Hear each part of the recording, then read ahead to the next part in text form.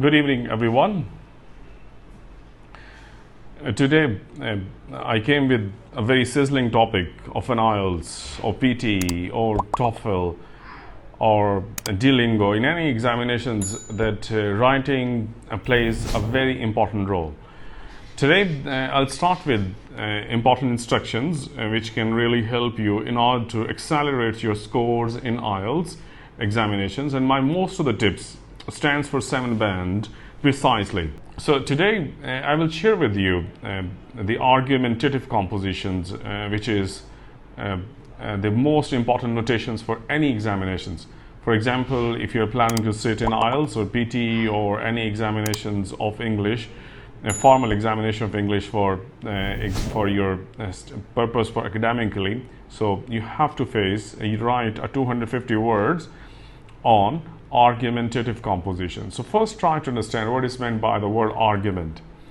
Argument is something which can be provable, and you can give your reasoning, your logical considerations, your example, your testimonials in order to prove your argument. If something which is not provable, we cannot call it argument, and eventually your whole compositions will be checked by the examiner on the basis of this probability that you are writing in argumentatively. My next slides will give you a brief idea that what is the total anatomy of the IELTS examinations, and exactly that you will be given 2 tasks. Task 1 for statistical composition, you must need to write 150 words for your compositions, and for the task 2, which is the discussions of today, you have to write at least 250 words in 40 minutes.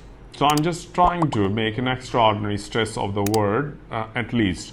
What is meant by this word? For example, if you will write less than 250 words, so eventually that you are under the penalty of examinations.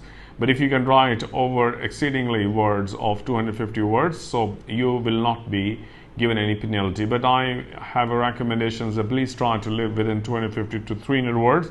That is the most spectacular sense of getting a good score in IELTS. Writing composition sometimes confusing, and obviously that I have got the different complaints from many students that how to write and what to write and why to write. So I have the very crystal clear answer of this perplex approach, that you must have to understand examinations criteria. If you understand the examinations criteria, so you can better understand that what you should have to write and which things should not be written in your compositions. So I will share with you that the 4 segment of the examiner that who actually is curiously interested, and your marks completely based on these 4 ingredients. Number 1, first and foremost, that is the selection of your theme. According to the basic guidelines, that the 70% students are unable to get a good score in composition because they are not writing appropriate theme, they are not writing a relevant theme, and they are not writing accurate theme. So we can actually share with you, theme actually has a very importance that which you cannot deny from the fact. The second thing which will be checked in your compositions, that is lexical features. For example, your vocabulary, selection of your words can be played a very pivotal role. Obviously, the grammar, that you also observe that grammar can also play a very constructive role in your composition. So we can assume that this student is getting 7 band and this student is getting 6.5 and this student is getting 6 band. Obviously, there are some generic explanation notes that which can tell you that you have to follow in order to get a good score in your composition. So I will further explain you in more in-depth analysis what type of vocabulary and what type of grammar should be used in order to get a good score in written language afterwards. And the next thing which will be checked in your composition, that is called a magnitude. For example, this is the 3rd segment of your examination criteria.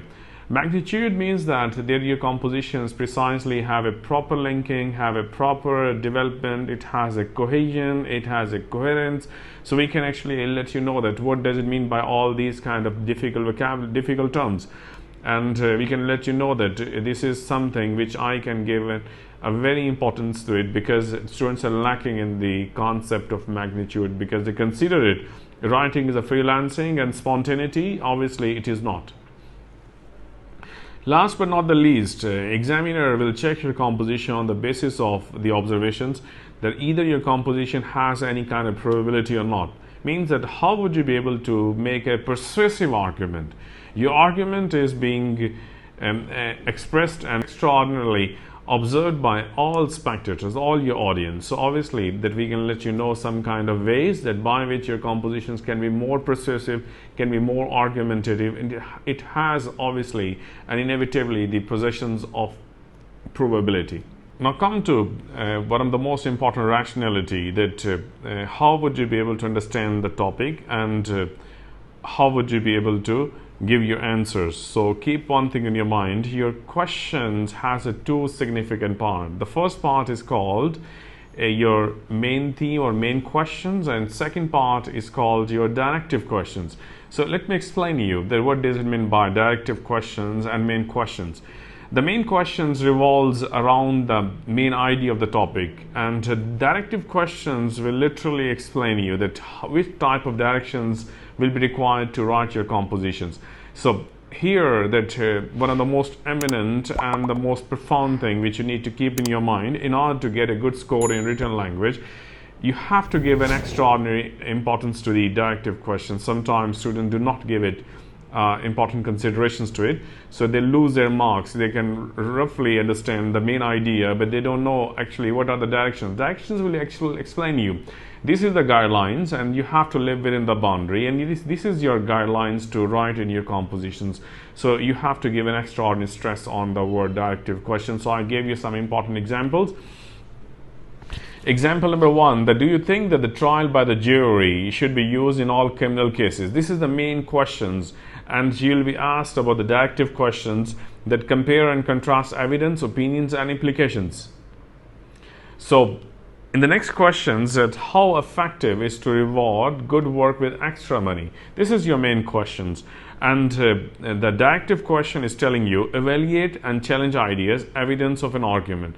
I'm giving this that how would you be able to understand the main idea and how would you understand the directive questions. This actually directive questions give you the true directions of writing your compositions. For example, in one questions that you'll be asked about contrast and comparison. In the last questions, there was no contrast and comparison. There was a challenging ideas and what maybe happened if you can follow this strategy in your compositions. Let me tell you a sincere formula that how would you come to know that you are writing 250 words. So the formula is very simple, very rustic. You can write, you can just calculate a few words. For example, I can write 7 words in a line, and yes, you can have written approximately 150 15 lines and 30 lines. So multiply your lines with every words, it will come to you the aggregate. So you have to be focused and keep few things in your mind, which words should be calculated or which words should not be calculated. So for the instant reply, definitive and indefinite articles cannot be used, any kind of auxiliary verbs cannot be used, any kind of prepositions cannot be used as a word. So these are a few important suggestions for examination tip.